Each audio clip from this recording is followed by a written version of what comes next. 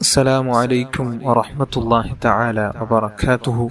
ബഹുമാനികളെ, ഇന്നത്തെ ക്ലാസ്സിൽ ഒരു പ്രധാനപ്പെട്ട വിഷയം സുഗന്ധം പൂശുന്ന സമയത്ത്, അതേപോലെ തന്നെ സുഗന്ധം മണക്കുന്ന സമയത്തും അതേപോലെ തന്നെ സുഗന്ധം ശരീരത്തിലേക്ക്, വസ്ത്രങ്ങളിലേക്ക് പൂശുന്ന സമയത്ത്, ഇടുന്ന സമയത്ത് ചൊല്ലേണ്ട അതിപ്രധാനപ്പെട്ട ദിക്ർ ഹബീബായ റസൂലുള്ളാഹി സ്വല്ലല്ലാഹു അലൈഹി വസല്ലമ തങ്ങൾ പഠിപ്പിച്ച ദിക്റും അതേപോലെ തന്നെ മഹാന്മാർ അവരുടെ ജീവിതത്തിൽ പതിവാക്കിയ, അതേപോലെ തന്നെ അവരുടെ ശിഷ്യന്മാർക്ക് ഇജാസത്തായി പഠിപ്പിച്ചു കൊടുത്ത ഒരു ദിക്ർ നിങ്ങൾക്ക് ഞാൻ പഠിപ്പിച്ചു തരാം.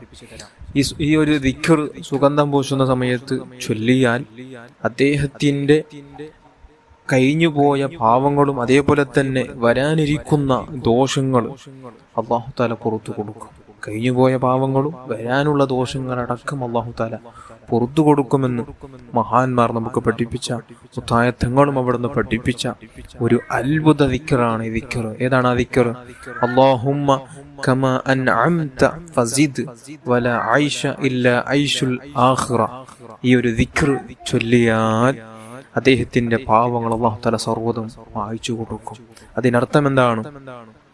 അല്ലാഹുമ്മ കമാ അൻഅംത ഫസിദ്, അല്ലാഹു നീ അനുഗ്രഹം നൽകിയതുപോലെ വർദ്ധനവ് നൽകണം, ജാസ്തിയാക്കണം.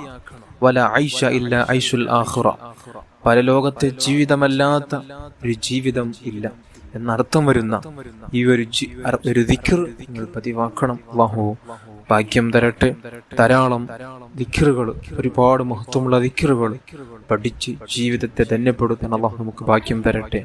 ദിക്ർ ചൊല്ലി മരിക്കുന്ന സമയത്ത് ദിക്ർ ചൊല്ലി മരിക്കാൻ അല്ലാഹു നമുക്ക് ഭാഗ്യം തരട്ടെ. ആമീൻ യാ റബ്ബൽ ആലമീൻ.